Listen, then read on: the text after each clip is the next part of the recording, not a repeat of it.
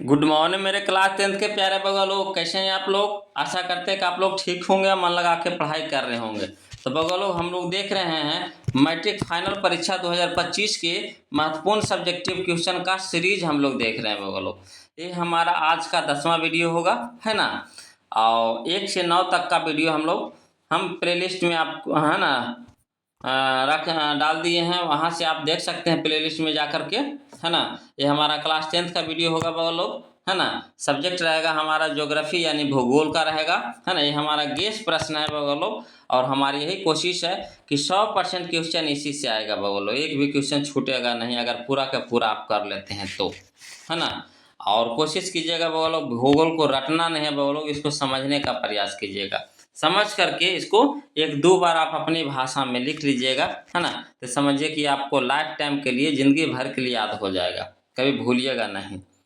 तो चलिए बगल वीडियो को शुरू करते हैं, है ना। अब वीडियो अच्छा लगेगा तो प्लीज़ वीडियो को लाइक कर दीजिएगा, शेयर कर दीजिएगा।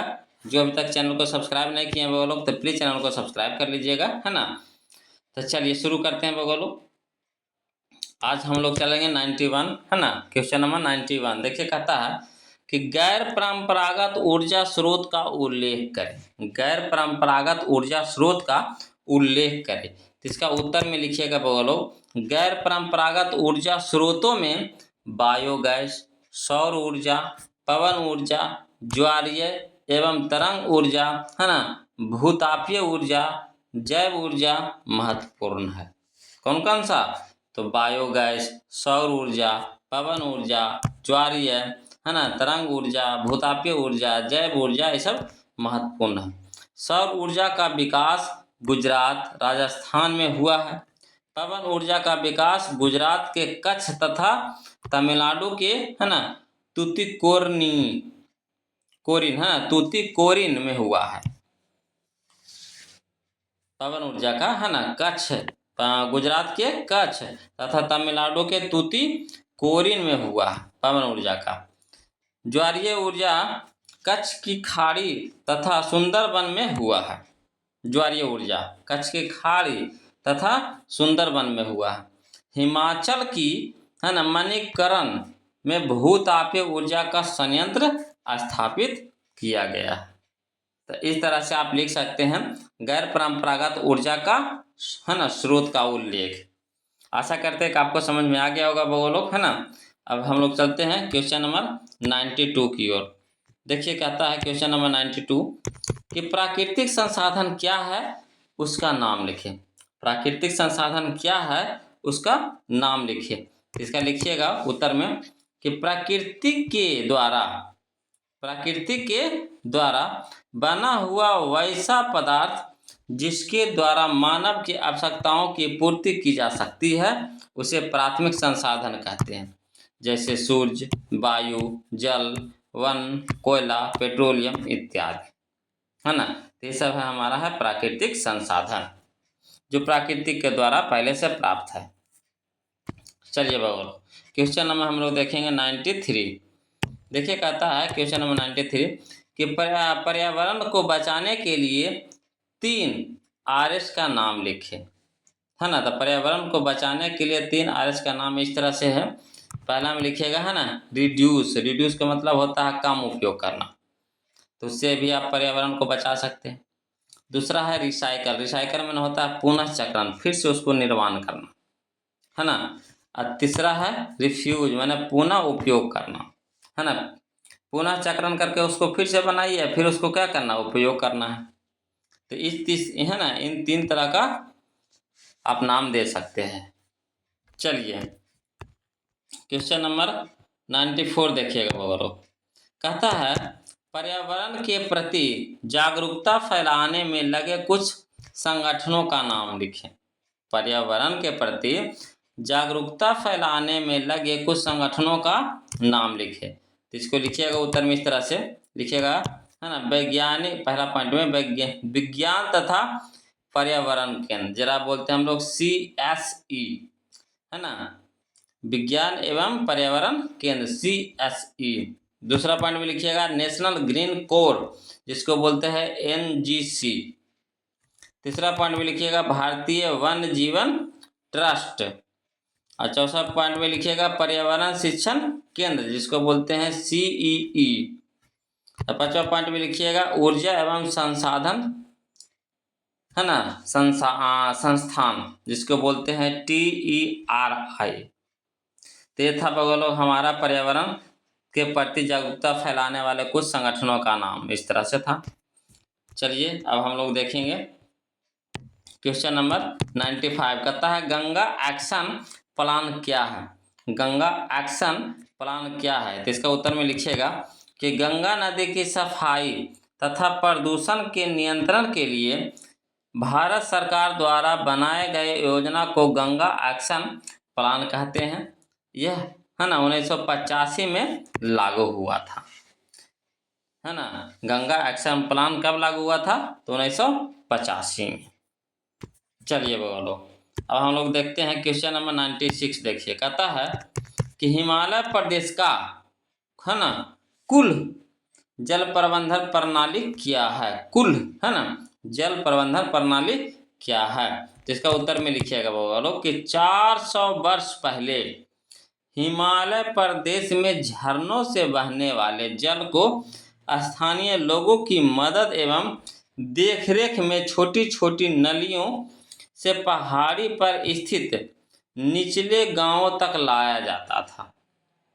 उस छोटी नलियों को, है ना, कुल कहते हैं।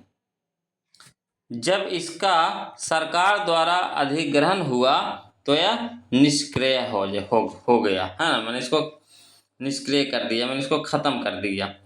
पहले कोची करते थे 400 पहले, मैंने जो गंगा नदी से, जो हिमालय नदी से जो भी झरना बहता था, तो उसको नलियाँ के द्वारा, मैंने छोटा छोटा नाली के द्वारा क्या करता था, है ना, उसको गांव तक के पानी को लेके जाता था। क्लियर है? जो उसी को बोलते थे कुल्लू, है ना, कुल। फिर बाद में पता चला, जब सरकार को पता चला कि इस तरह से लोग वहाँ के पानी को इस तरह से, है ना, ये उपयोग में ला रहे हैं, तो उसको क्या कर दिया? खत्म कर दिया, है ना। चलिए बगलो, अब हम लोग देखते हैं क्वेश्चन नंबर 97। तो देखिए 97 क्या कहता है? कहता है वायु में CO2 की मात्रा बढ़ने से क्या होता है? वायु में CO2, है ना, CO2 का मतलब होता है कार्बन डाइऑक्साइड, है ना, की मात्रा बढ़ने से क्या होता है? इसका उत्तर में लिखिएगा कि वायु में CO2 की मात्रा बढ़ने से वायुमंडल के ताप में वृद्धि हो जाती है ना, जिसे विश्व तापन या ग्लोबल वार्मिंग कहते हैं। ग्लेशियर पिघलने से समुद्र का जल स्तर बढ़ने का खतरा रहता है ना। इसीलिए दोनों की मात्रा समान होनी चाहिए, है ना। जितना ऑक्सीजन चाहिए उतना ही कार्बन डाइऑक्साइड चाहिए। अगर मात्रा बढ़ गया तो देखिए रहे कि क्या होगा, है ना। तो इस तरह से आप लिख सकते हैं। अगला पॉइंट है 98 नंबर क्वेश्चन है, देखिए वो लोग, इसको लिखिएगा, मैंने इसको में देखिए क्या कहता है। कहता है ऊर्जा स्रोत के रूप में जीवाश्म ईंधन तथा सूर्य की तुलना करें।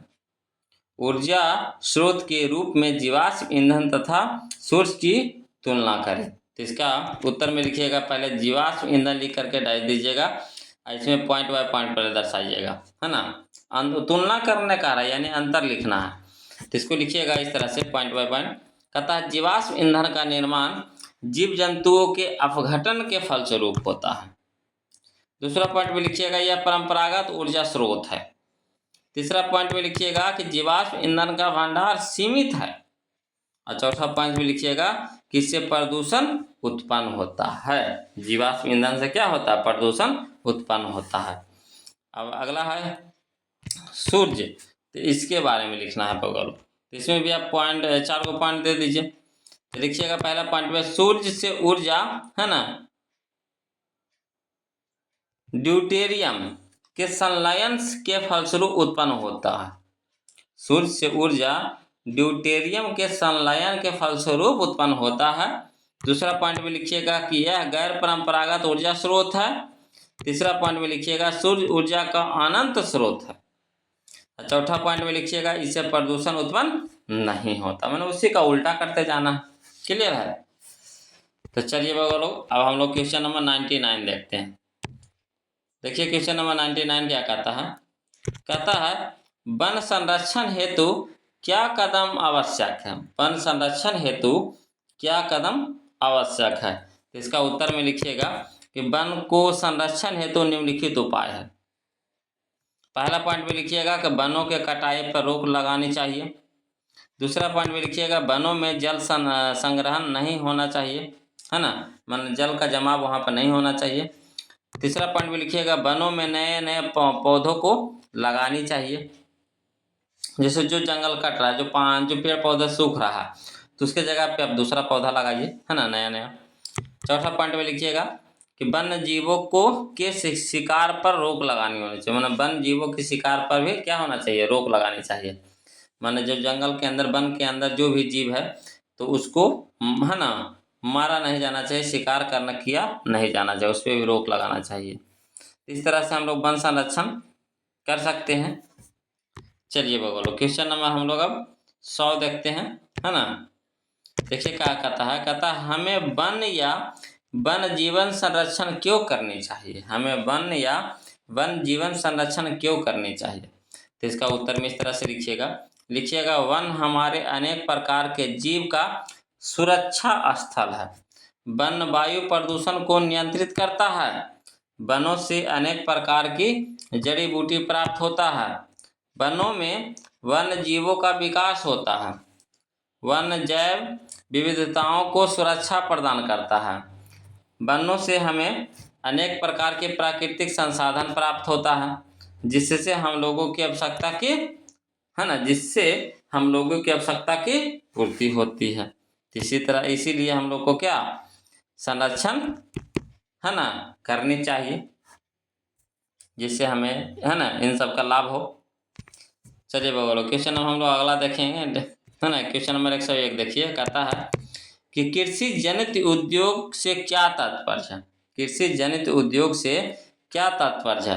तो इसका उत्तर में लिखिएगा ऐसे उद्योग जो कृषि के उत्पादन पर आश्रित होते हैं, अथवा ऐसे उद्योग जिनके उत्पादन में कृषि क्षेत्र से कच्चा माल आता है, उसे कृषि जनित उद्योग कहते हैं। जैसे, है ना, चीनी उद्योग,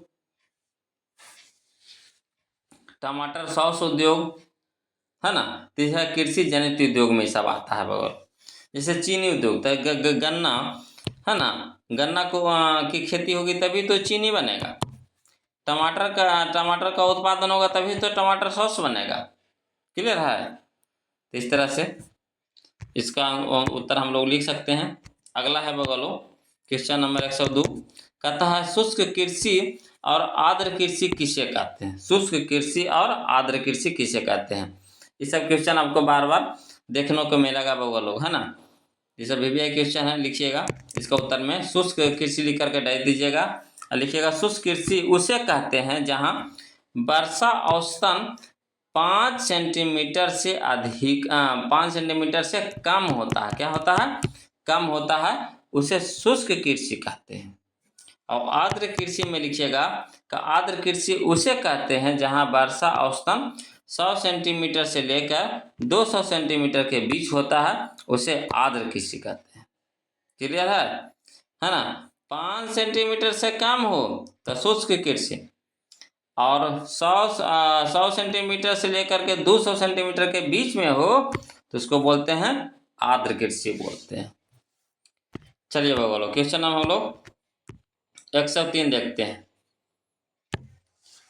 103 में देखिएगा, कहता है कि भारत के प्रमुख 4 अंतर्राष्ट्रीय हवाई अड्डों के नाम लिखिए। इसको लिखिएगा, इस तरह से लिखिएगा, भारत के प्रमुख 4 अंतर्राष्ट्रीय हवाई अड्डा के नाम निम्नलिखित है। पहला है इंदिरा गांधी अंतर्राष्ट्रीय हवाई अड्डा, जो कहाँ है? नई दिल्ली में आपका है। दूसरा है नेताजी सुभाष चंद्र बोस अंतर्राष्ट्रीय हवाई अड्डा, जो कहाँ है आपका? कोलकाता में है ना, कोलकाता। तीसरा है छत्रपति शिवाजी अंतर्राष्ट्रीय हवाई अड्डा, जो आपका कहाँ है? महाराष्ट्र में है। और चौथा है अन्ना, है ना, दुरई अंतर्राष्ट्रीय हवाई अड्डा, जो कहाँ है आपका? चेन्नई में है। तो इस तरह से आप चारों का नाम लिख सकते हैं बगल लोग, और कहाँ भी है ये भी लिख सकते हैं।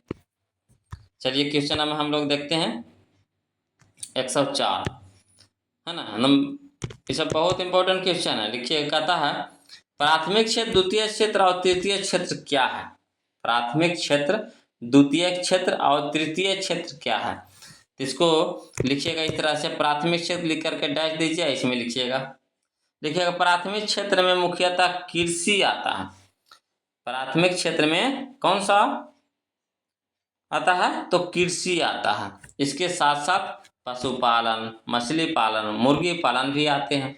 ये सब ग्रामीण जीवन पर क्या है, आधारित होता है। गांव के लोग ये सब करते हैं, कृषि के करते हैं गांव के लोग।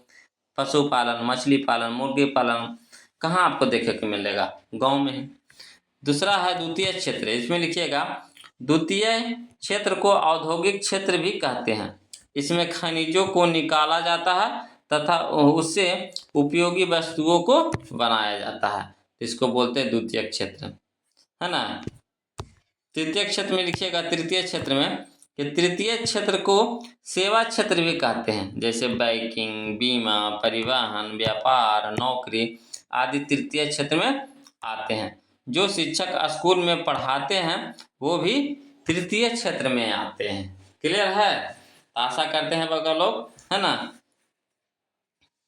कि ये सब क्वेश्चन आपको समझ में आ गया होगा, है ना। अगर कहीं भी किसी भी प्रकार की दिक्कत हो तो प्लीज़ कमेंट कीजिएगा बगल लोग, है ना। उसके लिए हम हमेशा तैयार हैं आपके लिए। और अगर वीडियो अच्छा लग रहा है तो प्लीज़ वीडियो को लाइक कर दीजिए, शेयर कर दीजिए। जो अभी तक बगल लोग चैनल को सब्सक्राइब नहीं किए हैं तो प्लीज़, है ना, चैनल को सब्सक्राइब कर लीजिए, है ना। और बेल आइकन जरूर, मैंने घंटी जरूर बजा दीजिएगा, जिसमें है ना ऑल लिखा होगा बगल, वही दबाइएगा, है ना। और फिर मिलते हैं हम लोग अगले वीडियो में, तब तक के लिए जय हिंद।